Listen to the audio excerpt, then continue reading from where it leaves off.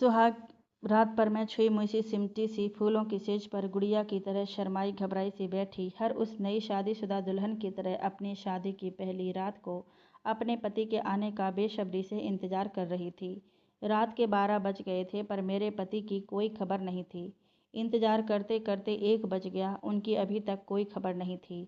फिर 2 बजे कमरे का दरवाज़ा खुला और मेरे पति कमरे के अंदर आए तो वह अपने पैरों पर खड़े भी नहीं हो पा रहे थे। वो लड़खड़ाते हुए जैसे तैसे गिरते पड़ते बिस्तर तक पहुँचे। जैसे ही मैंने उनको सहारा दिया, उन्होंने मुझे धक्का दे दिया और कहा, साली, तूने मेरी ज़िंदगी मुझसे छीन ली, मेरा प्यार मुझसे छीन लिया, इसकी सज़ा तुझे मैं देकर रहूँगा। और उन्होंने मुझे जानवरों की तरह नोचा। पूरी रात मैं रोती रही, रहम की भीख मांगती रही, पर इन पर तो जैसे कोई जानवर सवार हो गया था। सुबह 5 बजे मुझे होश आया। जाने कब तक ये जानवर मुझे नोचता रहा, मुझे पता ही नहीं चला। जब आँख खुली तो मेरी आँखों से मेरे आंसू रुक नहीं रहे थे। जो सपने मैं लेकर आई थी, सारे सपने मेरी सुहाग की सेज के चारों तरफ मेरे फटे हुए कपड़ों के साथ राख में मिल चुके थे। पर अब फूटा नसीब, कर भी क्या सकते हैं। जो भी है मुझे ही सही करना था। सुबह 6 बजे मेरी सास ने मुझे आवाज़ लगाई, बहू उठ जा, नहाकर बाहर आ जा। मैंने भी अपने आंसू पोंछे और फिर नहाकर बाहर आ गई और चाय बनाकर अपने पति को देने कमरे के अंदर गई तो वह अभी तक सो रहे थे। मैंने उनको उठाया, उठिए जी, चाय पी लीजिए। मेरे पति ने आँख खोली और मुझे देखा तो उनको रात का धुंधला धुंधला कुछ याद आ गया कि कैसे वह राक्षस बन गए थे। मेरे पति ने शर्मिंदा होते हुए कहा, आकांक्षा, मुझे माफ़ कर दो।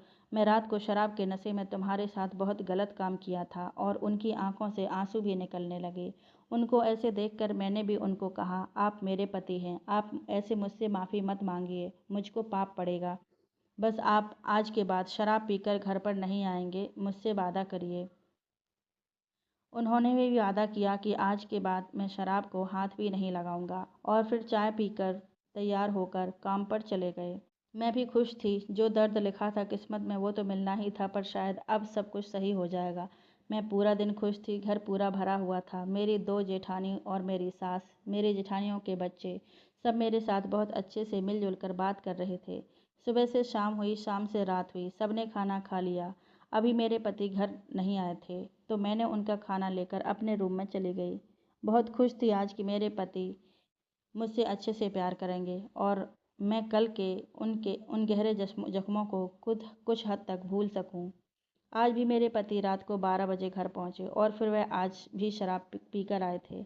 कल वाली कहानी उन्होंने आज भी दोहराई तो मैं अब नहीं सह सकी और उनको रोकने की कोशिश की। उनके अंदर तो शराब रूपी जानवर बैठ चुका था। उन्होंने मुझे जोर से गालों पर 5-7 तमाचे मारे। हमला इतना जोर का था कि मैं अब अपने होश में नहीं थी और वह मुझे फिर से नोचते रहे। मैं सुबह को 6 बजे उठी तो मेरी हिम्मत नहीं थी कि मैं बिस्तर से नीचे भी उतर सकूं। लेकिन सबके उठने का समय हो चुका था तो जैसे तैसे मैं उठकर बाथरूम में गई और नहाकर तैयार होकर रूम से बाहर निकल कर आई और फिर चाय लेकर रूम में गई तो वैसे ही कल के जैसे उनके घड़ियाली आंसू, वही रोना, वही वादे। मैं बस सुनती रही और अपनी किस्मत पर रोती रही। अब तो ये रोज का हो गया था। रोज रात को ये शराब पीकर आते और मैं रोज बिस्तर पर लुटती रहती थी। मैं कभी पूछती कि मेरे साथ ऐसा व्यवहार क्यों करते हैं तो और ज़्यादा मुझे दर्द मिलता था। इसलिए मैंने पूछना भी बंद कर दिया। ऐसे ही दर्द सहते सहते 2 महीने निकल गए पर मेरा दर्द कम नहीं हुआ। सास भी मुझसे पूछती कि बहू, खुशखबरी कब सुना रही हो। अब उनसे क्या बोलूं, कुछ शब्द ही नहीं थे मेरे पास। आज मेरी शादी को 5 साल हो चुके थे। इन 5 सालों में मैंने अपने पति का प्यार एक दिन भी नसीब नहीं किया। हाँ, अपनी इच्छा वो ज़रूर पूरी कर लेता था, वो भी मेरी इच्छा के बिना, पर फिर भी माँ बनना मेरे नसीब में नहीं था। मैं अपना दर्द भी किसी से क्या बांट सकती थी, क्योंकि माँ पिताजी तो बचपन में ही गुजर गए थे और एक चाचा चाची थे तो उन्होंने मुझे पैसे की लालच में इन कसाईयों के पास बेच दिया था। अब मेरा एक और नाम पड़ चुका था, बांझ। एक खूबसूरत नाम आकांक्षा के होते हुए भी सब उस नाम को भूल चुके थे। चाहे मेरी जेठानियाँ हों या सास, सबके मुंह पर एक ही नाम था, बांझ। अब तो घर पर मेरे साथ भी पराये जैसा व्यवहार होने लगा था, जैसे मैं कोई अछूत हूँ। एक बार मुझे पता चला कि मेरे पति की एक प्रेमिका थी, शादी से पहले की। मेरी शादी तय होने की वजह से इनकी प्रेमिका ने इन्हें छोड़ दिया था तो विशाल उसका गुस्सा मुझ पर निकालते थे। ये बात खुद विशाल ने मुझे बताई थी। अगर मैं कुछ कहती या विरोध करती तो उस दिन मेरी हालत उठने की नहीं होती थी। ऐसे ही दिन बीतते गए। मैंने खुद से विचार किया कि एक बार डॉक्टर से चेकअप करवाया जाए तो मैं अपना बांझ होने का कलंक मिटा सकती हूँ। इसलिए मैं एक लेडी डॉक्टर से मिली और उसने मेरा चेकअप करने के बाद कहा, आकांक्षा, तुम्हारे अंदर कोई कमी नहीं है। एक बार अपने पति का चेकअप करवा लो। जब मैंने ये बात अपने पति को बताई तो फिर तो मेरी शामत ही आ गई। उस दिन पहली बार मैंने असली दर्द क्या होता है ये जाना था। उन्होंने बेल्ट से मार मार कर मेरे शरीर पर जख्म बना दिए थे। मैं चीखती रही, चिल्लाती रही, पर कोई भी मेरी मदद के लिए नहीं आया। मैं उस मार से बेहाल वहीं ठंडे फर्श पर लेटी और अपनी किस्मत पर रोती रही। इतना असहनीय दर्द हो रहा था कि खुद ब खुद आंसू बहे जा रहे थे। रोते रोते दर्द की पीड़ा से बेहोशी सी छा गई थी और मैं वहीं सो गई। मेरी नींद सुबह सास के तानों से खुली। ओ महारानी, सोती ही रहोगी या कुछ काम भी करना है? कहाँ से ये करमजली हमारे बेटे के नसीब में आ गई। मैं हिम्मत करके उठी और नहाकर घर के काम पर लग गई। लेकिन किसी ने भी मुझसे रात के बारे में नहीं पूछा। एक बार मेरी बड़ी जेठानी की माँ हमारे घर पर आई थी तो उन्होंने भी मेरी सास जानकी देवी के ताल से ताल मिलाया। जानकी देवी, अपने लड़के की दूसरी शादी करवा दो तो इसके भी बच्चे हो जाएंगे। क्यों इस बोझ को पाल रही हो? मेरी सास भी उसकी बात से सहमत हो गई और अपने लड़के के लिए नई बहू की खोज चालू कर दी। मैंने भी अब समझ लिया था कि जब मेरे जीवन में कुछ बचा ही नहीं है तो मैं ये दर्द क्यों सहूं। मैंने फैसला किया कि अब तो मुझे तलाक लेना ही चाहिए। अपने डर को पीछे छोड़कर मैंने तलाक का फैसला कर लिया और इत्तेफाक से उसी रात मेरे पति फिर शराब पीकर आए तो मैं बिस्तर पर लेटी थी और आते ही उन्होंने मेरी कमर पर लात मारकर मुझे ज़मीन पर गिरा दिया और गाली देकर बोले, मैं आया हूँ और तू सोई पड़ी है। जाकर खाना लेकर आ, मुझे भूख लगी है। मैं रसोई घर में गई और खाना गर्म करके ले आई। खाना तो आज मैंने भी नहीं खाया था तो 2 थाली बिस्तर पर रखकर मैं वहीं बैठ गई। खाने का पहला निवाला खाते ही उन्होंने मेरे मुंह पर थूक दिया और थाली उठाकर मेरी ओर उछाल दी। ऐसा घटिया खाना बनाती है तू बांझ, तूने अभी तक खाना बनाना भी नहीं सीखा। मैंने अपने हाथ बीच में लाकर खुद पर गर्म खाना गिरने से बचा लिया और हिम्मत से कहा, मैं बांझ नहीं हूँ। शराब पी पी कर आपने खुद को कमज़ोर कर लिया है और मुझे दोष दे रहे हैं कि मैं बांझ हूँ। इतना सुनना था कि वह उठे और अपनी कमर से बेल्ट निकाला और जैसे ही मेरी तरफ बेल्ट मारने की कोशिश की, मैंने बेल्ट को अपने हाथ से पकड़ लिया और उनसे छीन लिया। अब वह बिस्तर से उठे और मेरी तरफ जैसे ही झपटे तो मैंने उन्हें पूरी ताकत से पीछे धकेल दिया और वह जाकर फर्श पर गिर गए। शराब के नशे में जैसे तैसे वह उठे और बड़बड़ाए, आज तुझे इस घर से बाहर निकाल दूंगा। मैंने भी पलट कर जवाब दिया, तुझ जैसे जानवर के साथ रहेगा भी कौन? बस फिर क्या था, उन्होंने कमरे का दरवाज़ा खोला और सामने सब तमाशा देखने वाले खड़े थे। मैं भी गुस्से में थी। आज पता नहीं कहाँ से इतनी हिम्मत आ गई थी कि आज सारा गुस्सा ही निकाल देना चाहती थी। मैंने देखा कमरे के बाहर मेरी सास, मेरी दोनों जेठानी और दोनों जेठ खड़े हैं। मैंने उनको देखते हुए कहा, आ गए तमाशा देखने के लिए? शर्म नहीं आती अपने नपुंसक बेटे की कमी छुपाने के लिए मुझे दोष देते हुए? और अब किसी दूसरी मासूम लड़की की बलि देने की सोच रही हैं? अपने बेटे की दूसरी शादी करने से पहले उसका अच्छे से इलाज करवाओ, तब तो किसी मासूम लड़की को फंसाना। इतना सुनते ही मेरी सास ने कहा, विशाल, देख क्या कह देख क्या रहा है, निकाल अभी कि अभी इसे बाहर। मैंने भी कह दिया, अब मुझे भी नहीं रहना इस घर में, मैं खुद ही निकल जाती हूँ यहाँ से। और रात के 11 बजे ही मैं घर से निकल गई। ना कोई बैग, ना कोई सामान, खाली हाथ और खाली जेब। पता नहीं था कहाँ जाना है और क्या करना है। बस मुझे अब उस जेल से आज़ादी चाहिए थी, बस और नहीं। मैं घर से निकली, उस समय रात के 11 बज रहे थे। मुझे कोई होश नहीं था, बस चलती जा रही थी। कहाँ जाना है, क्या करना है, कुछ नहीं पता था। मैंने तो आज खाना भी नहीं खाया था तो भूख के मारे चक्कर भी आ रहे थे। बस चलती जा रही थी, तभी सामने से एक कार मेरे ठीक सामने आकर रुकी। ए लड़की, मरना है क्या तुझे, जो ऐसे बीच रास्ते पर चल रही है? कार का ड्राइवर चिल्लाकर बोला। मैंने जब अपने सामने रुकी कार को देखा तो कार की रोशनी जैसे ही आंखों में पड़ी, मैं वहीं गिर गई और बेहोश हो गई। जब होश आया तो खुद को एक घर के रूम में बिस्तर पर पाया।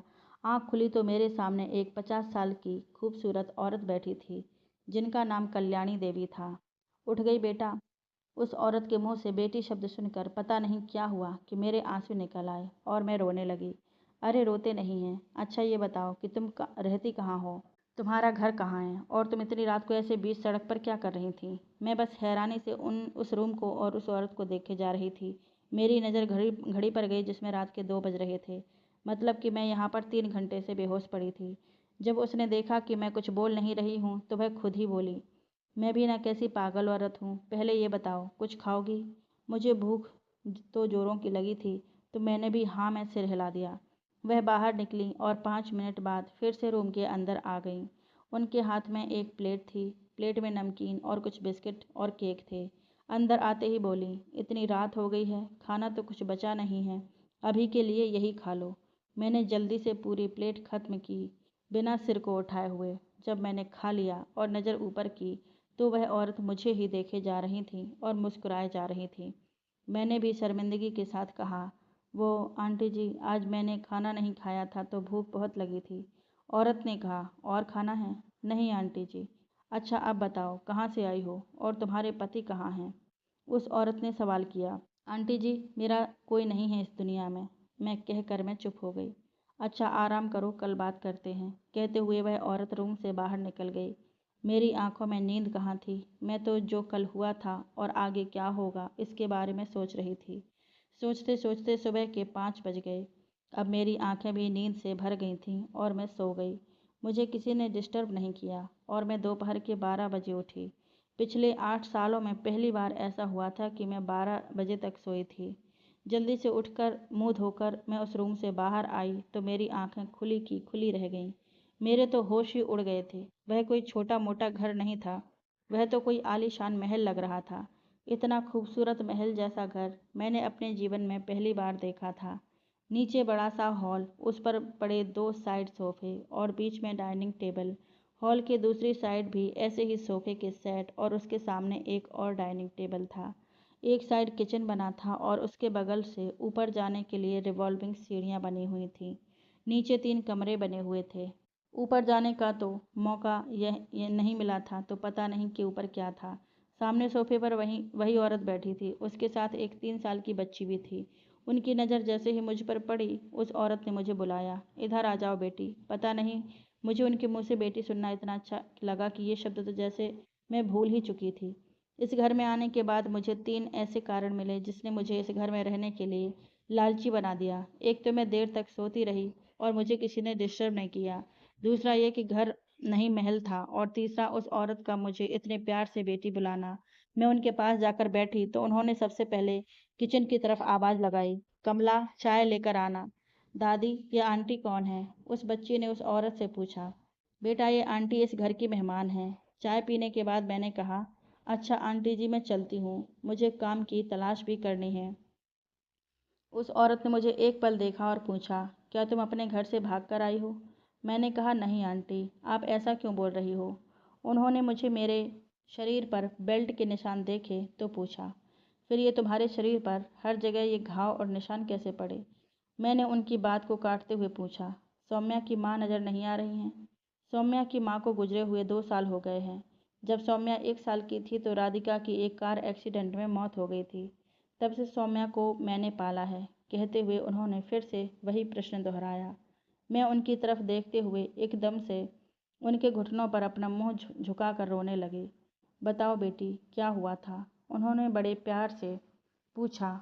मैं फिर भी हिम्मत नहीं कर पाई कुछ भी बताने की। उन्होंने फिर मेरे सिर पर हाथ रखकर बड़े प्यार से पूछा, क्या अपनी माँ को भी नहीं बताओगी? अब मेरे सब्र का बांध टूट गया, क्योंकि मेरा दुख बांटने वाला आज तक कोई भी नहीं था। तो किसको बताती? मैंने शुरू से अंत तक अपनी पूरे जीवन की किताब उनके सामने खोल कर रख दी। मेरी पूरी कहानी सुनने के बाद आंटी को तो मानो यकीन ही नहीं हुआ कि कोई इतना भी जालिम कैसे हो सकता है। मेरी बात खत्म होते ही मैंने कहा, अब मुझे चलना चाहिए। आंटी जी, उस औरत ने मुझे प्यार से बैठाया और कहा, देखो बेटी, क्या तुम सौम्या की देखभाल कर सकती हो? भगवान भी कैसे कैसे जुल्म करता है। इस मासूम को माँ का प्यार ही नसीब नहीं हुआ। मैंने भी तुरंत अपना सिर हाँ में हिलाया, क्योंकि मेरे अंदर तो वैसे भी लालच आ ही गया था इस घर में रहने का। ठीक है आंटी जी, मैं आज से सौम्या का पूरा ध्यान रखूंगी। मैंने सौम्या को अपने पास बुलाया। सौम्या बेटा, इधर आना। सौम्या मेरे पास आई। बेटा, मुझसे दोस्ती करोगे? सौम्या भी खुशी खुशी मेरे बगल में आकर बैठ गई। और हमारी अच्छी पटने लगी थी। फिर दोपहर का खाना खिलाकर मैं सौम्या को उसके रूम में ले गई और सुला दिया। शाम को फिर सौम्या को उठाकर दूध दिया और मेरे साथ ही खेलती रही। रात को सौम्या को खाना भी खिलाया और सुलाया भी मैंने ही। दूसरे दिन सुबह मैं अपने टाइम पर 6 बजे उठी। नहाने के बाद मैंने फिर वही कपड़े पहन लिए, क्योंकि कपड़े तो थे नहीं मेरे पास। फिर बाहर आकर मैंने देखा कि पूरा घर खाली था, कि कोई भी नहीं था। नीचे हॉल में मैं किचन में गई और सामान ढूंढने लगी। फिर मैं अपने लिए चाय बना रही थी। कमला काकी, मेरे लिए एक मस्त चाय बना दो, बहुत थक गया हूँ। बाहर से किसी ने आवाज़ लगाई तो मैंने मुड़कर देखा। एक 32 साल का लंबा चौड़ा आदमी काले रंग का सूट और काली रंग की पैंट पहने सोफे के पास खड़ा था। मैंने जो चाय बनाई थी जाकर उसको पकड़ा दी। वह आदमी मुझे एकटक घूरे जा रहा था। तुम कौन हो और कमला काकी कहाँ हैं? उसके इस सवाल से मैं डर गई। एक तो इतनी सुबह सुबह वह ऐसे घर के अंदर आया था और फिर उसका ये सवाल मुझसे। मैंने हिम्मत के साथ कहा, मैं सौम्या की देखभाल करने के लिए यहाँ आई हूँ। मगर आप कौन हैं? मेरे ही घर में खड़ी होकर मुझसे ही सवाल, इतनी हिम्मत हो गई तुम्हारी? मैं तुम्हारी सौम्या का पापा हूँ। मैंने आश्चर्य से उनकी ओर देखा और कहा, मुझे क्या पता कि आप सौम्या के पापा हैं। मैं तो यहाँ कल ही आई हूँ और इतनी सुबह सुबह कोई ऐसे घर में घुस आएगा तो पूछना तो पड़ता ही है। अच्छा ठीक है, ये बताओ कहाँ से आई हो और पहले कभी बच्चे पाले हैं तुमने? मैंने ना में जवाब दिया तो उनको और गुस्सा आ गया। किसने रखा है तुमको, बताओ? वो आंटी जी ने, मैंने भी डरते डरते कहा। ये माँ भी ना बिल्कुल पागल हो गई हैं। मैं भी उदास होकर वहाँ चुपचाप खड़ी थी। तो फिर उन्होंने गुस्से में कहा, अब क्या मेरे सिर पर ही खड़े रहना है? जाओ अपना काम करो। मैं उदास सी किचन में ही एक टेबल पर बैठ गई। मेरी बाहर निकलने की हिम्मत ही नहीं हो रही थी। थोड़ी देर में आंटी की आवाज़ मेरे कानों में पड़ी, आकांक्षा उठ गई हो तो सौम्या को भी उठा दो। मैं किचन से बाहर निकली और देखा, तब तक सौम्या के पापा जा चुके थे। मैंने सौम्या को उठाया और तैयार करके नीचे लेकर आ गई। मेरे चेहरे पर उदासी देखकर आंटी ने पूछा कि क्या हुआ। मैंने उनको सुबह वाली पूरी बात बता दी, जिसे सुनकर आंटी ने कहा, मेरा बेटा राधिका के जाने के बाद थोड़ा चिड़चिड़ा हो गया है। वह उससे बहुत प्यार करता था। बस कोई उसके चेहरे की वह मुस्कान वापस ला दे तो मेरे कलेजे को ठंडक मिल जाए। बहुत उदास रहता है मेरा बच्चा। मैं पूरा दिन उनके ही बारे में सोचती रही। सौम्या ने भी मेरा उदास चेहरा देखा तो पूछा, आपको क्या हुआ आंटी? मैंने कुछ नहीं कहा। तो दादी ने उसको बताया कि आज आपके पापा ने आपकी आंटी को डांट दिया। रात को सौम्या के पापा घर आए तो सौम्या मेरी गोदी में बैठी थी। आते ही उन्होंने सौम्या को बुलाया, मेरा बच्चा आजा, पापा के पास आजा। सौम्या ने अपने पापा को देखकर कहा, आप गंदे हो, आपने आंटी को आज क्यों डांटा? कहते हुए सौम्या मेरी तरफ होकर बैठ गई। मैंने उसको समझाया, बेटा ये आपके पापा हैं और पापा से कभी ऐसे बात नहीं करते, गंदी बात है, चलो पापा से सॉरी बोलो। और सौम्या ने फिर अपने पापा से सॉरी बोला। सौम्या के पापा मुझे ही घूरे जा रहे थे। मैंने जल्दी से सौम्या को उठाया और उसके रूम में चली गई सुलाने के लिए। सौम्या को सुलाने के बाद मैं नीचे आई तो आकाश जी वहीं सोफे पर ही बैठे मुझे ही घूर रहे थे। मैं उनसे नज़रें बचाकर जाने लगी तो उन्होंने मुझे बुलाया और कहा, मतलब अब तुम मेरी बच्ची को मेरे खिलाफ करके मुझसे अलग करना चाहती हो? मैं तुम जैसों को अच्छे से जानता हूँ। बच्चा चोर गिरोह से हो तुम। मैं अभी पुलिस को कॉल करता हूँ, नहीं तो चली जाओ इस घर से अभी के अभी। मैं भी रोने लगी कि वाह रे किस्मत, पहले बांझ फिर तलाक और अब बच्चा चोर गिरोह। अब और कितने कलंक लगने बाकी हैं मेरी ज़िंदगी में। मैंने आंखों में किसी तरह आंसू छुपा कर कहा, साहब जी पुलिस को फ़ोन मत लगाना, मैं अभी चली जाती हूँ इस घर से। और मैं वहीं से दरवाजे की ओर चली गई। फिर बाहर निकल गई। सभी मर्द एक जैसे होते हैं। मैं घर से निकल तो गई पर मेरे सामने फिर वही समस्या थी कि अब मैं किस तरफ जाऊं। 2 दिन की खुशियां मेरे नसीब में आई थीं। इन 8 सालों में सब मर्द एक जैसे होते हैं, निर्दय जालिम। उनको किसी औरत की भावनाओं की कोई चिंता नहीं होती है। जैसा मेरा पति था वैसे ही आकाश जी भी निकले। मैं सोचती हुई जा ही रही थी कि तभी मैंने देखा कि सामने 2 लड़के एक लड़के को मार रहे थे और उसके हाथ से कुछ छीन रहे थे। वह लड़का उनसे मुकाबला कर रहा था, पर उस तरफ 2 लड़के थे तो ये लड़का कमज़ोर पड़ता जा रहा था। फिर भी मुकाबला जारी रखा। अचानक उनमें से एक लड़के ने अपनी जेब से चाकू निकाला और अकेले लड़के के पेट में चाकू मार दिया और उसका मोबाइल छीनकर भाग गए। वो अकेला लड़का वहीं पर गिर गया और उसको अब होश ही नहीं था कुछ भी। मैं भागकर गई और उसको उठाया और आसपास नज़र दौड़ाई तो मुझे कोई नज़र नहीं आ रहा था। रात के 10 बज रहे थे, रोड भी खाली थी, पर कुछ तो करना ही था, ये सोचकर उस लड़के को अकेले ही घसीटते हुए ले जाने लगी। तभी वहाँ से 2 आदमी निकल कर जा रहे थे तो मैंने उनसे मदद मांगी कि इस लड़के को सामने अस्पताल तक पहुँचवा दीजिए। उन दोनों ने उस लड़के को हॉस्पिटल तक पहुँचाया और जल्दी से निकल गए। हॉस्पिटल में डॉक्टर ने इलाज चालू किया और पूछा, ये आपके कौन हैं? तब मैंने इसमें क्या बोलती कि ये कौन है?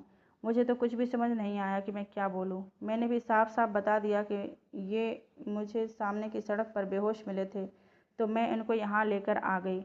डॉक्टर ने उसका इलाज चालू किया और उसके पर्स से एक विजिटिंग कार्ड निकाला और उस पर लिखे नंबर पर फ़ोन किया। उनके घर वालों को वहाँ बुलवाया। वो हॉस्पिटल कोई इतना बड़ा हॉस्पिटल नहीं था, वह तो एक छोटे से घर पर बना एक नर्सिंग होम था जिसमें 3 कमरे थे मरीजों के लिए, पर फिर भी सब सुविधा युक्त हॉस्पिटल था। रात 4 बजे कोई उस हॉस्पिटल में चिल्लाते हुए पहुंचा, डॉक्टर डॉक्टर कोई है यहाँ? उसकी आवाज़ उस हॉस्पिटल के अंदर गूंज उठी।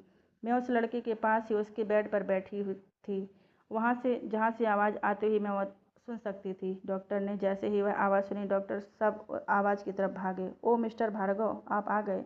डॉक्टर, मेरा भाई किधर है और उसको क्या हुआ है? उसकी आवाज़ में भारीपन और चिंता थी। मैं समझ गई कि ये जो कोई भी है इस लड़के का भाई है। डॉक्टर ने बताया कि अब आपका भाई ठीक है और उस कमरे में है। तुरंत मैंने देखा कि कमरे का दरवाज़ा खुला और वह शख्स अंदर आ गया। छोटे, क्या हुआ तुझे और किसने किया ये सब? बोलते हुए उसकी नज़र मेरी ओर आई तो मेरी सांस ही रुक गई। मैं अब उस कमरे से बाहर जाने के लिए जैसे ही मुड़ी, उसने आवाज़ लगाई, तुम यहाँ क्या कर रही हो? तुमको मैंने कहा था ना मेरे घर परिवार से दूर रहने के लिए, तो तुमको सुनाई नहीं देता क्या? बुलाऊं क्या अभी पुलिस को? मैंने इतना ही सुना और मैं वहाँ से निकल कर उस हॉस्पिटल से बाहर आ गई। पर अब मैं जाऊँ तो जाऊँ कहाँ? रात के 4 बज रहे थे, मुझे तो कुछ सूझा ही नहीं। तो मैंने अब 2 घंटे हॉस्पिटल के बाहर साइड में एक बेंच पर ही रुकने का विचार किया। सुबह उजाला हो जाएगा तो कुछ दिमाग लगा सकते हैं कि कहाँ जाना है। मैं उस बेंच पर आकर बैठ गई और बैठे बैठे ही नींद में चली गई। हॉस्पिटल के अंदर जब उस लड़के के रूम में गए तो उन्होंने पूछा, मिस्टर आकाश, वह लड़की कहाँ गई जो इन्हें यहाँ लाई थी? क्या वह लड़की मेरे भाई को यहाँ लाई थी डॉक्टर? आकाश जी ने चौंकते हुए पूछा। डॉक्टर ने जवाब दिया, यस मिस्टर आकाश, वह बता रही थी कि 2 लड़के इसको चाकू मारकर इसका मोबाइल छीनकर भाग गए, तो वह लड़की इसको उस सड़क से यहाँ हॉस्पिटल में लेकर आई थी। पता नहीं कहाँ चली गई बिना बताए इतनी रात को। मिस्टर आकाश ने घड़ी देखी तो रात के 4:30 बज रहे थे। मिस्टर आकाश तुरंत उठे और डॉक्टर, आप मेरे भाई के लिए तुरंत कोई नर्स का इंतज़ाम करो, मैं अभी आया 5 मिनट में, कहते हुए हॉस्पिटल से बाहर आ गए। और जैसे ही कार में जाने लगे तो उनको मैं वहीं साइड में बेंच पर सोती हुई दिखी। मिस्टर आकाश मेरे पास आए और उठाते हुए बोले, ए लड़की सुनो। मैं आवाज़ सुनकर तुरंत नींद से जाग गई और देखा तो सामने मिस्टर आकाश खड़े थे। मैंने हड़बड़ाते हुए उनसे कहा, साहब पुलिस को मत बुलाना, मैं सुबह होते ही यहाँ से चली जाऊँगी। रात में कहाँ जाऊँ, कुछ डर सा लग रहा था।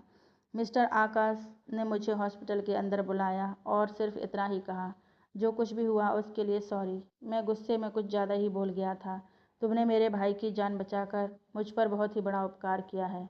बोलो तुमको कितना रुपया चाहिए? मैंने कहा, साहब मैंने कोई उपकार नहीं किया है, ना ही रुपयों के लिए किया है, और हाँ, आपके भाई की जगह कोई और भी होता तो भी मैं यही करती जो मैंने अभी किया। और मैं बच्चा चोर नहीं हूँ साहब, मेरी मजबूरी ने मुझे यहाँ पर काम करने दिया, नहीं तो मैं भी पढ़ी लिखी हूँ, BSc MSc हूँ, स्टूडेंट हूँ, कभी कुछ भी काम कर सकती हूँ।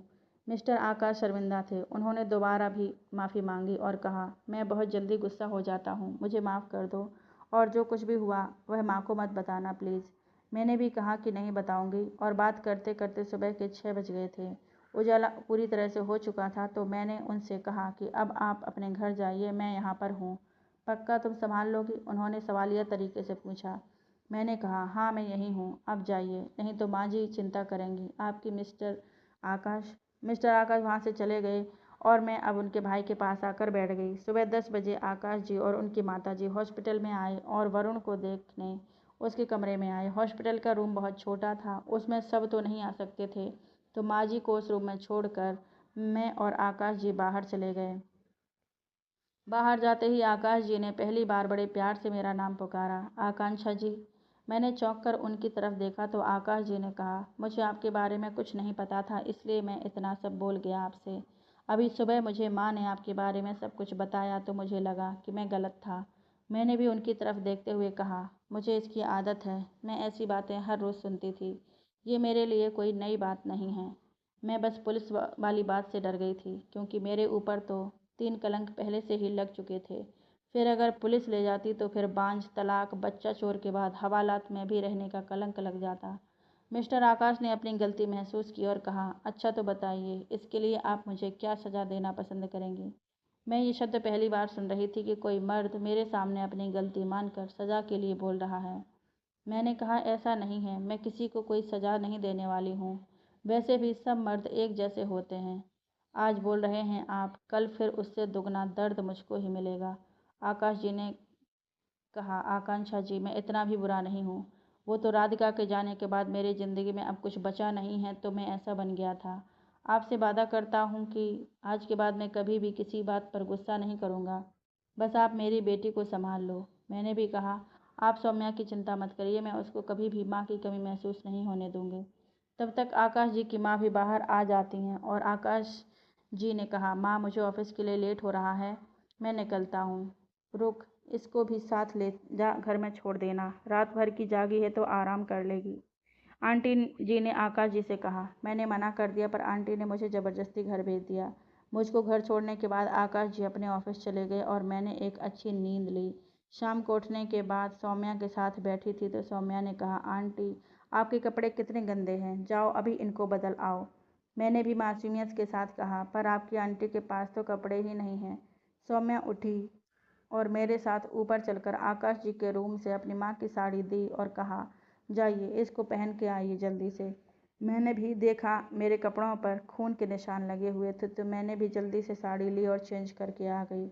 अब आप अच्छी लग रही हो आंटी, कहते हुए सौम्या फिर से मेरे पास आ गई। रात को जब आकाश जी घर पहुंचे तो सौम्या को खाना खिला रही थी मैं। आकाश जी आते ही गुस्से में, तुम्हारी हिम्मत कैसे हुई ये साड़ी पहनने की? किसने दी तुमको ये साड़ी? कहते हुए बिल्कुल लाल पीले हो गए।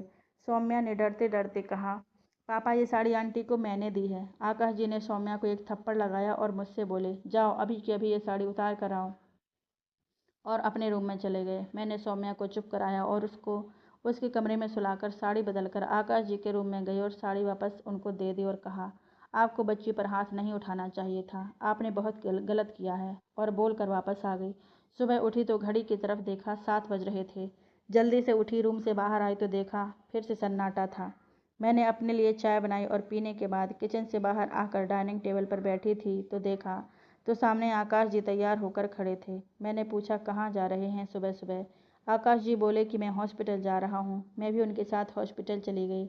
आकाश जी ने आंटी को घर भेज दिया और हम दोनों वहाँ पर थे। तब आकाश जी ने कहा, कल रात के लिए सॉरी, मुझे भी अपनी सुहाग रात वाली बात याद आ गई। तो मैंने कहा, आकाश जी, एक बात बोलूँ, बुरा मत मानिएगा। आकाश जी ने मेरी तरफ देखते हुए कहा, जी बोलिए। तो मैंने उनसे कहा, मेरे पति ने सुहागरात वाले दिन मेरे साथ जानवरों जैसा व्यवहार किया और फिर दूसरे दिन सुबह को मुझसे सॉरी बोला, पर दूसरे दिन भी उन्होंने मेरे साथ वैसा ही किया और तीसरे दिन फिर उन्होंने मुझको सॉरी बोला।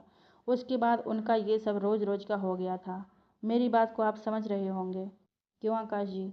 उन्होंने मुझसे फिर वादा किया तो मैंने कहा, वादा नहीं, करके दिखाइए। उन्होंने भी कहा कि ठीक है, मैं बदल कर दिखाऊंगा आपको, मुझे खुशी होगी आपके बदलने से, और अपने लिए नहीं कह रही हूँ, ये मैं आपके लिए ही कर रही हूँ। मुझे क्या फ़र्क पड़ेगा, आप आज छोटे जानवर हैं, कल बड़े जानवर बन जाइए, मेरा क्या जाएगा। आकाश जी ने मेरी बात को समझ लिया और सिर झुकाकर बाहर चले गए। सुबह सुबह 10 बजे आंटी हॉस्पिटल आई और हमें फिर से घर भेज दिया। घर पहुंचकर मैंने सौम्या को उठाया और नीचे लेकर आई, फिर दूध गर्म करके दिया।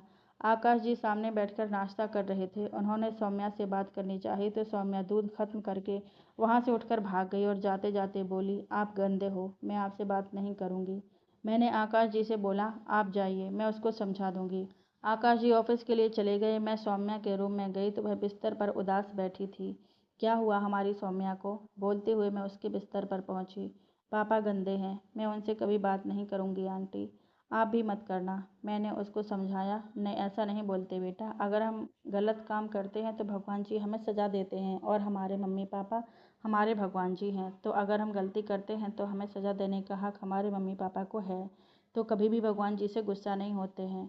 अच्छा आंटी, अगर गलती हो जाए तो फिर क्या करते हैं? सौम्या ने अपनी मासूम जुबान से पूछा।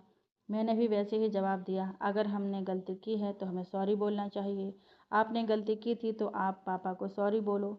सौम्या को अपनी गलती का एहसास तो था तो उसने कहा, मैं पापा को सॉरी बोलूँगी जब वह वापस आएंगे, और हम दोनों मस्ती करने लगे। शाम को आज जल्दी ही आकाश जी ऑफिस से आ गए और नीचे ही सोफे पर बैठ गए थे। कमला काकी ने उनको पानी दिया और सौम्या मेरे साथ मेरे कमरे से बाहर आई तो अपने पापा को देखकर उनके पास गई और पापा सॉरी, अब आगे से कभी ऐसी गलती नहीं करूँगी। आकाश जी ने सौम्या को अपनी गोद में बैठा लिया और उन्होंने भी सौम्या को सॉरी कहा और मेरी तरफ देखते हुए थैंक्स कहा और कहा, जल्दी से तैयार हो जाओ, हम अभी घूमने चलते हैं। सौम्या ने कहा, पापा आंटी के पास तो कपड़े ही नहीं हैं तो वह क्या पहनेंगी? तुम मेरे कमरे से जो कपड़े पसंद हो वह पहन लेना और जल्दी से तैयार होकर आओ। हम दोनों खुश हो गए। मैंने कल्याणी देवी जी से जाने के लिए इजाज़त मांगी तो उन्होंने खुशी खुशी मुझे जाने की इजाज़त दे दी, क्योंकि बहुत दिनों बाद उन्होंने अपने बेटे में थोड़ा सा बदलाव देखा था। मैं अपनी ज़िंदगी में पहली बार कहीं किसी के साथ घूमने जा रही थी। जाते जाते आकाश जी ने पीछे से आवाज़ लगाई, नीला कलर मेरा फेवरेट है।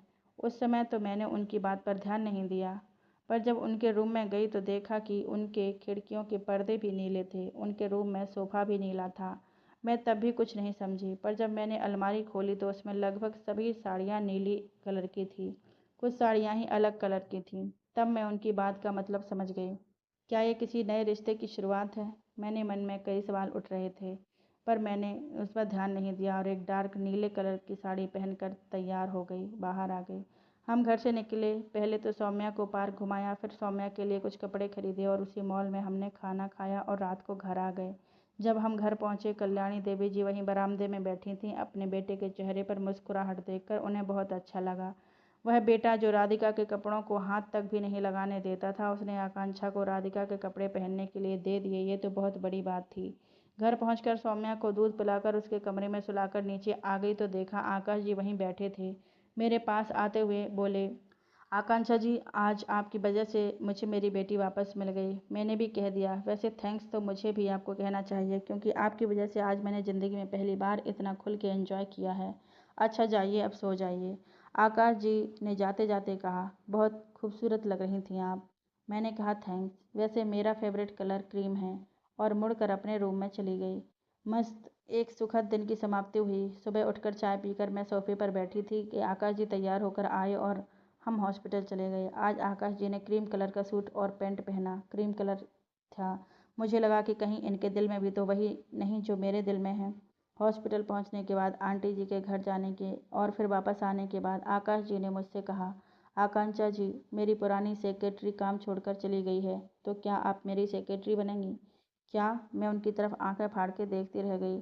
तो उन्होंने कहा, ऐसे क्या देख रही हैं? मैंने कोई आपको लव यू बोल दिया क्या? पर मैं कैसे? मैंने आज तक कभी बाहर काम किया ही नहीं है।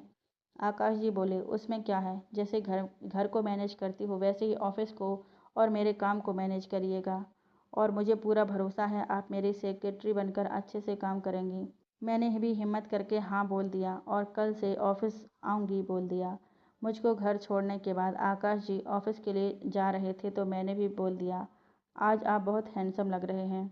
आकाश जी ने गाड़ी आगे बढ़ाते हुए कहा, थैंक्स। मैं घर पर आ गई और नहाकर एक नई साड़ी पहनकर सौम्या के साथ बैठ गई। आज आकाश जी को आज वरुण जी को भी हॉस्पिटल से घर लाना था, तो आकाश जी सीधा ऑफिस से ही हॉस्पिटल गए और वहां से वरुण को लेकर घर आ गए।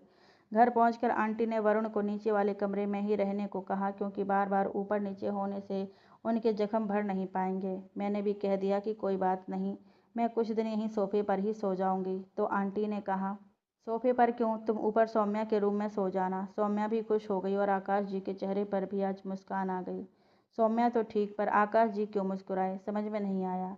खाना खाने के बाद मैं सौम्या को लेकर ऊपर कमरे में चली गई सोने के लिए। सुबह उठकर जल्दी से नहाकर मंदिर गई थी। कह सकते हैं कि पहली बार मंदिर गई थी, क्योंकि मेरा भगवान से विश्वास ही उठ चुका था। इसलिए मैंने भगवान से माफ़ी भी मांगी और धन्यवाद भी किया। सुबह 7 बजे मैं वापस आई और कमला काकी ने मुझे चाय दी। आज पहली बार कमला काकी ने मुझे चाय पिलाई थी। मैं तैयार तो बैठी थी, तभी आकाश जी आए और नाश्ता करने के बाद उन्होंने मुझसे पूछा, रेडी हो आकांक्षा जी? मैंने भी हाँ में सिर हिलाया और हम लोग निकल गए ऑफिस के लिए। आकाश जी के साथ मेरा ये दूसरा नया एक्सपीरियंस था। पहला तो मैं ज़िंदगी में पहली बार कहीं घूमने गई थी। दूसरा, ज़िंदगी में पहली बार मैंने बाहर की ऑफिस पहुंचकर मैंने आकाश जी को बोला, आप चलिए, मैं आपके पीछे पीछे आती हूँ। आकाश जी चले गए तो मैंने अब ऑफिस के लिए चलना स्टार्ट किया। जैसे ही ऑफिस के गेट के अंदर घुसी, पहले तो मुझे गार्ड ने रोका और पूछा, आपको यहाँ किससे मिलना है? मैंने बताया मुझे मिस्टर आकाश से मिलना है और मैं इतने में गार्ड ने मुझे कहा, अभी आप जाइए, 2 बजे के बाद आइएगा, अभी साहब बिजी हैं। मैं हैरान थी कि ये गार्ड है या आकाश जी का सेक्रेटरी। मैंने फिर से निवेदन किया कि मुझे आकाश जी ने बुलाया है, आप उनसे बोल दो कि गेट पर आकांक्षा जी आई हैं। गार्ड फिर से नहीं सुना और मुझे बाहर जाने को बोला। इतने में सामने से आकाश जी आते हुए दिखे। क्या हुआ आकांक्षा, कहाँ रुक गई? आओ ना जल्दी अंदर। तुम तो गेट पर ही रुक गई। गार्ड ने जैसे ही सुना तो उसकी तो सांस ही अटक गई। मैडम जी माफ़ कर दीजिए, मुझसे गलती हो गई। सर से शिकायत मत करिएगा, मेरी नौकरी चली जाएगी। गार्ड ने गेट खोला और मैं अंदर आई। क्या हुआ, तुम मेरे साथ अंदर क्यों नहीं आई? आकाश जी ने पूछा तो मैंने भी गार्ड को देखकर कहा, वो मैं देखना चाहती थी कि ऑफिस के लोग कैसे काम करते हैं। तो क्या देखा आपने? आकाश जी के पूछने पर मैं फिर से गार्ड की तरफ देखते हुए, काम तो अच्छा करते हैं पर थोड़ा सामने वाले को सम्मान भी देना सीख जाएं तो और भी अच्छा हो जाए। अच्छा चलिए बॉस। बॉस क्या? क्या? क्या हुआ? आप तो ऐसे चौंक गई जैसे मैंने आपको आई लव यू बोल दिया हो। अब ऑफिस है तो मैं आपको सेक्रेटरी है और आप मैं आपकी सेक्रेटरी हूँ तो आप मेरे बॉस हुए ना। हम दोनों केबिन के अंदर आ गए और आकाश जी के साथ कोई लड़की भी। आकाश जी ने कहा, प्राची इनका काम इनको समझा दो और ये नई हैं तो इनको सब अच्छे से समझाना। जी सर, कहते हुए प्राची मुझे काम समझाने लगी। मुझे भी सीखने की चाह बहुत पहले से थी तो मैंने भी सब काम मन लगाकर सीखा।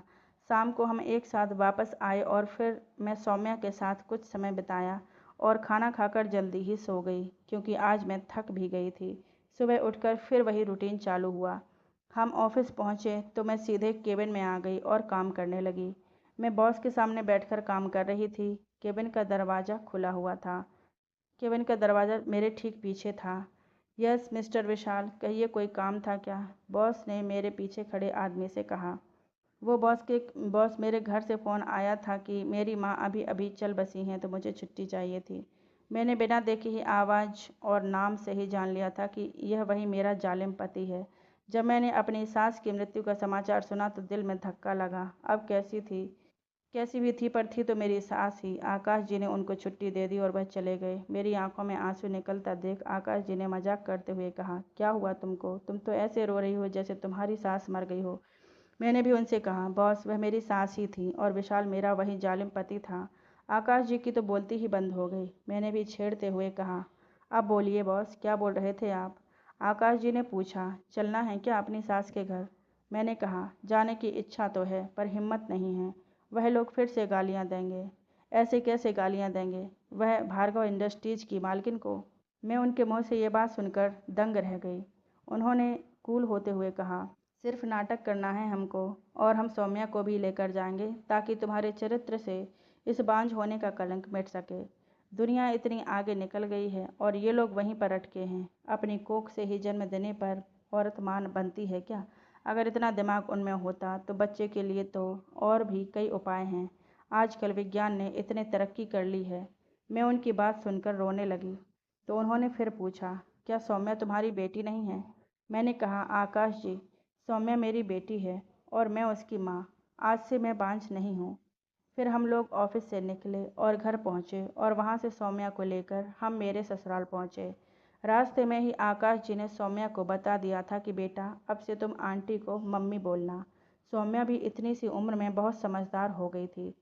जैसे ही मेरे ससुराल हम पहुँचे तो सबका रोना धोना चालू था। मैं तो पूरी तरह से तैयार होकर सज धज कर गई थी क्योंकि मुझे उनके घर के मातम से कोई मतलब नहीं था। मुझे तो उनको अपनी दौलत और अपनी बेटी को दिखाना था। मेरे अंदर जाते ही सबकी नज़र हमारे ऊपर ही थी। मेरे पति मुझे देखते ही चिढ़ गए, तू यहाँ क्या करने आई है? तेरे को तो घर से निकाल दिया था ना मैंने। पीछे से आवाज़ आई, तो क्या हम चले जाएं यहाँ से? मेरे पति एकदम घबरा गए। बॉस आप? हाँ भाई, हम तो तुम्हारे गम में शामिल होने आए थे और तुम हमें दरवाजे से ही भगा रहे हो। मेरे पति ने घबराते हुए कहा, नहीं सर, आपको नहीं, वो तो मैं इसको बोल रहा था। तभी सौम्या की आवाज़ आई, मम्मी ये अंकल कौन हैं जो ऐसे चिल्ला रहे हैं? मैंने सौम्या को जवाब दिया, बेटा ये अंकल एक राक्षस हैं। आपने वह ड्रैकुला वाली कहानी सुनी थी ना, जो खून पीता था? ये अंकल भी वैसे ही ड्रैकुला हैं जो खून चूसते हैं। अच्छा मम्मी, तो फिर इस ड्रैकुला से हमें कौन बचाएगा? बेटा इससे बचाने के लिए गॉड हमको शक्ति देते हैं और हम इसको मार देंगे, मैंने सौम्या को समझाते हुए कहा। फिर मम्मी गॉड हमें कब शक्ति देंगे? मैंने कहा, बेटा आपके गॉड कौन हैं? सौम्या ने कहा, पापा। हाँ बेटा, आपके पापा ने हमको शक्ति दी है। एक प्यारी सी सौम्या, और हमारी सौम्या ने इस गंदे अंकल को मार गिराया। मैंने अपना सुर तेज करते हुए कहा, सुना मिस्टर विशाल, ये मेरी बेटी है और आपकी भाभी। आप भी देख लो, मैं बांझ नहीं हूँ, मैं बांझ नहीं हूँ, मैं बांझ नहीं हूँ। कहते कहते सौम्या से लिपट कर वहीं ज़मीन पर बैठ गई और रोने लगी। विशाल को काटो तो खून नहीं, वो तो आंखें फाड़ कर सब कुछ देख रहा था। उसके तो जैसे होश ही उड़ गए थे। जिस औरत को वह अपने पैरों की जूती समझता था, वह इतनी बड़ी कंपनी की मालकिन बन गई। अब विशाल उसका अदना सा मुलाजिम था। मेरे जेठ और जेठानियों का भी यही हाल था। किसी के मुंह से एक शब्द नहीं निकल रहा था। सबके सब हक्का बक्का थे। उसके बाद आकाश जी ने और सौम्या ने मुझे चुप कराया और हम अपने घर आ गए। घर आकर कल्याणी जी को सब बात बताई तो वह कहने लगी कि बेटा तुमने अच्छा किया और वहाँ चली गई, और अब तुम्हारे मन को थोड़ी शांति मिलेगी। कल्याणी जी अपने बेटे में आए परिवर्तन को देखकर खुश थीं। आकाश जी एक नेक दिल और बहुत सुलझे हुए इंसान थे। हाँ, थोड़ा गुस्सा, नहीं गुस्सा तो बहुत आता था उनको, पर उनका गुस्सा पानी के बुलबुले जैसा था। जितनी जल्दी गुस्सा आता था उतनी ही जल्दी गुस्सा गायब भी हो जाता था। आकाश जी मेरी बहुत ज़्यादा केयर करने लगे थे। मैं समझ नहीं पा रही थी कि उनके दिल में क्या है। एक दिन मैं ऑफिस में अपना काम कर रही थी और आकाश जी मुझे घूरे ही जा रहे थे। ये उनका रोज का काम था, मुझे अपने सामने बैठा लेना और मुझको घूरना। अचानक उनको क्या हुआ कि उन्होंने बोला, चलो आज हम कहीं घूमने चलते हैं। मैं बहुत खुश हो गई कि आज दूसरी बार मैं इनके साथ घूमने के लिए जाऊंगी। हम घर आए तो आकाश जी ने मुझे उनकी सबसे प्यारी साड़ी पहनने को दी, जो शायद उन्होंने अलग से कहीं संभाल के रखी थी, क्योंकि वो साड़ी उन कलेक्शंस में नहीं थी जो मैं रोज़ पहनती थी। जब मैं साड़ी पहनकर आई तो किसी परी से कम नहीं लग रही थी। मैंने सौम्या को भी तैयार किया और हम निकल गए घूमने के लिए। हम पहले सौम्या को घुमाने वाटर पार्क गए। उसके बाद हमने 6 से 9 मूवी शो देखा। फिर एक बढ़िया से रेस्टोरेंट में खाना खाकर घर वापस आए। घर आते आते सौम्या कार में ही मेरी गोदी में सो गई थी। हम बहुत खुश थे। आज हमने खूब मस्ती भी की। खाना तो हम बाहर से ही खा कर आए थे। कल्याणी देवी की हमारे आने का इंतज़ार कर रही थीं। आकाश जी मुझसे हंस कर बातें कर रहे थे। आज उनको अपने बेटे को हंसता हुआ देखकर बहुत अच्छा लग रहा था। राधिका के जाने के बाद उन्होंने आकाश को आज के पहली बार ऐसी बार हंसते हुए देखा था। थोड़ी देर में कल्याणी जी सोने चली गईं और मैं सौम्या को लेकर वहीं सोफे पर आकाश जी के साथ बैठी थी। रात के 11 बज चुके थे। आकाश जी ने बताया कि ये साड़ी जो मैंने तुमको दी है, ये साड़ी मैंने राधिका के लिए खरीदी थी, पर जिस दिन राधिका को ये साड़ी गिफ्ट करनी थी उसी दिन उसका एक्सीडेंट हो गया और वो हम सबको छोड़कर चली गई थी। मैंने पूछा, फिर आपने मुझे ये साड़ी क्यों दी पहनने के लिए? तो आकाश जी ने कहा, क्योंकि मैं तुमको पसंद करने लगा हूँ। मैंने उनकी बातों का कोई जवाब नहीं दिया, पर मुझे उनको जवाब देना था। ये मैंने गलती कर दी, क्योंकि उनको जवाब देने की वजह से बात और आगे बढ़ी, ना देने की वजह से। मैं सौम्या को लेकर उसके कमरे में सोने के लिए चली गई। थोड़ी देर में ही आकाश जी मेरे रूम में, मतलब सौम्या के रूम में आए तो मैं हड़बड़ा के उठ बैठी। आकाश जी, यहाँ आप क्या कर रहे हैं? आकाश जी ने मेरे होठों पर उंगली रखी और धीरे से कहा, चुप, शोर मत मचाओ, नहीं तो सौम्या जाग जाएगी। मैंने कहा, वो सब तो ठीक है, पर आप इतनी रात को यहाँ क्या कर रहे हैं? जाइए अपने कमरे में। मुझे एक अनजाना सा डर सता रहा था। आकाश जी ने मुझे अपनी बाहों में उठाया और कहा, मैं सौम्या की मम्मी से प्यार करना चाहता हूँ। मैंने उनको रोकते हुए कहा, ये गलत है आकाश जी, मुझे छोड़ दीजिए प्लीज़। पर उनके अंदर तो जानवर जाग चुका था। मैं ज़्यादा चिल्ला भी नहीं सकती थी, क्योंकि इससे आकाश जी को तो कोई फ़र्क नहीं पड़ता, पर मैं बदनाम हो जाती। आकाश जी मुझे अपने कमरे में ले गए और एक बार फिर मुझे मेरा अतीत में अपने आज में नज़र आया। मैं आज भी पूरी रात नहीं सोई थी। सुबह होने को थी। मैंने घड़ी देखी तो 6 बज चुके थे। मैं उठी और जाकर सौम्या के रूम में सो गई। जब आकाश जी ऑफिस जाने वाले थे तो उन्होंने मुझे आवाज़ लगाई तो सौम्या ने बताया कि मम्मी को बहुत तेज बुखार है। आकाश जी ने तुरंत डॉक्टर को बुलाया और मेरा इलाज करवाया। सौम्या मेरे पास ही बैठी थी। उस दिन आकाश जी अपने ऑफिस नहीं गए थे। मैं आकाश जी से कोई बात नहीं करना चाहती थी, पर आकाश जी ने सौम्या को दादी के पास भेज दिया और मुझसे बोले, आकांक्षा जी मुझे माफ़ कर दीजिए, पता नहीं कल ये सब कैसे हो गया। मैं खुद को रोक नहीं पाया। मुझे राधिका की बहुत याद आ रही थी। मैंने आपको राधिका समझकर वो सब कर दिया। मैं भी गुस्से में थी तो मैं भी चुप नहीं रह पाई। आकाश जी, आप भी मेरे पति जैसे ही निकले, जिस्म के भूखे। आपको मैंने क्या समझा था और आप क्या निकले। आपको ये सब ही करना था तो एक बार मेरे से बोल तो दिया होता। मैं तो आपका मैं तो आपके एहसान के नीचे वैसे ही दबी थी। आप जो चाहते मेरे साथ में करने देती आपको। ऐसे ज़बरदस्ती करने की कोई ज़रूरत ही नहीं थी। उसके बाद आकाश जी वहाँ से उठकर चले गए। मैंने भी जो हुआ उसको भूलकर वापस अपने काम पर लग गई। पर अब आकाश जी को देखकर वो खुशी और वो उत्साह नहीं था मेरे अंदर। धीरे धीरे सब नॉर्मल हो गया। घर से ऑफिस, ऑफिस से घर, फिर सौम्या के साथ खेलना। 1.5 महीने बाद मुझे पता चला कि मैं प्रेग्नेंट हूँ। मेरे ऊपर तो पहाड़ टूट पड़ा। पति साथ होता तो ये मेरे लिए बहुत खुशी की बात थी, लेकिन अब जब मैं अकेली हूँ तो ये बच्चा मेरे लिए एक और कलंक लेकर आने वाला था। एक कलंक को मिटाने के लिए दूसरा कलंक। मैंने थोड़ी हिम्मत से काम लिया और आकाश जी के पास गई तो उनको ये बात बताई। आकाश जी, आपने जो गलत काम किया था उसका पाप मेरे पेट में पल रहा है। अब मैं इस पाप को कहाँ लेकर जाऊँ। आकाश जी ने दोबारा पूछा, क्या। मैंने बताया कि मैं प्रेग्नेंट हूँ और आपका बच्चा मेरे पेट में पल रहा है। आकाश जी ने मुझे अपने पास बैठाया और कहा, पहली बात तो ये पाप नहीं है, ये हमारे प्यार की निशानी है। और दूसरी बात, तुम कहीं नहीं जाओगी, यहीं रहोगी। पर लोग पूछेंगे तो मैं क्या जवाब दूंगी। आकाश जी ने मेरी आंखों में देखते हुए सवाल किया, मुझसे शादी करोगी। मैं हैरान थी कि ये क्या बोल रहे हैं। आप सिर्फ मुझसे इसलिए शादी करना चाहते हैं क्योंकि मैं आपके बच्चे की माँ बनने वाली हूँ। आकाश जी ने कहा, ऐसा नहीं है राधिका, मैं तुमसे बहुत प्यार करता हूँ और तुमको भूल नहीं सकता हूँ। देखा ना, आपने अभी मुझको राधिका नाम से पुकारा। मेरा नाम राधिका नहीं आकांक्षा है। आकाश जी तुरंत बोले, जानता हूँ, पर मैं तो हमेशा तुमको राधिका ही बुलाऊंगा। क्या तुम मेरी राधिका बनोगी। क्या तुम सौम्या की असली मम्मी बनोगी। मैं सौम्या का नाम सुनकर सोचने लगी, पर आपके घर वाले नहीं मानेंगे। उनको मैं बनाऊंगा। तुम मान गई तो वो भी मान जाएंगे। आकाश जी ने घर जाकर माँ से आकांक्षा से शादी कर जाकर कहा, माँ मैं आकांक्षा से शादी करने की चाहता हूँ। तो उनकी बात वो खुशी खुशी मान गई, क्योंकि आकांक्षा है ही जिसने उनके बेटे की खोई हुई मुस्कान को फिर से वापस लौटाया है। वैसे भी आकांक्षा को खुद से भी पसंद करती थी वो। आज से 2 साल बाद बहू मेरी चाय लाई। माँ जी लाई। माँ जी, कमला काकी आप यह दूध देखिए, मैं अभी माँ जी को चाय देकर आती हूँ। भाभी मेरी रेड वाली शर्ट नहीं मिल रही है, कहाँ है। भैया मैंने टेबल पर रख दी थी। मम्मी मेरा दूध दीजिए और जल्दी से मुझे स्कूल छोड़ दो वरना देर हो जाएगी। ठीक है बेटा, तुम बाहर चलो, मैं गाड़ी की चाबी लेकर आता हूँ। और सौम्या भी ना, मम्मी स्कूल छोड़ने जाएंगी तब यही जाएगी वरना नहीं जाएगी। बहू जल्दी से सौम्या को स्कूल छोड़कर तैयार हो जाओ, नहीं तो अभी आकाश घर सिर पर उठा लेगा। कल्याणी देवी जी ने सामने दीवार पर लगी घड़ी को देखकर कहा, जी माँ जी, मैं बस अभी आई सौम्या को छोड़कर। तो ये थी मेरी ज़िंदगी की कहानी। इतना दर्द मिलने के बाद आखिर भगवान ने मुझे ढेर सारी खुशियाँ दी। आज मेरी शादी को 10 साल हो गए हैं। मेरी बेटी सौम्या आज 13 साल की हो चुकी है और जो अपनी मम्मी की जान है। हम माँ बेटी नहीं, दो दोस्तों की तरह रहते हैं। सौम्या मेरी लाडली है। वो मेरे लिए लड़ती भी है और मेरी मदद भी करती है ताकि मैं अपना पूरा ध्यान बिजनेस पर लगा सकूं।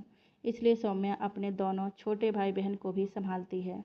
जी हाँ, शादी के 3 साल के अंदर मेरे सौम्या के अलावा एक लड़का और एक लड़की और भी हुए। आज से भार्गव इंडस्ट्रीज़ की सीई आज मैं भार्गव इंडस्ट्रीज़ की सीईओ हूँ और मेरे पति ने विदेश में मेरे नाम से एक कंपनी खोली है, आकांक्षा मोटर्स।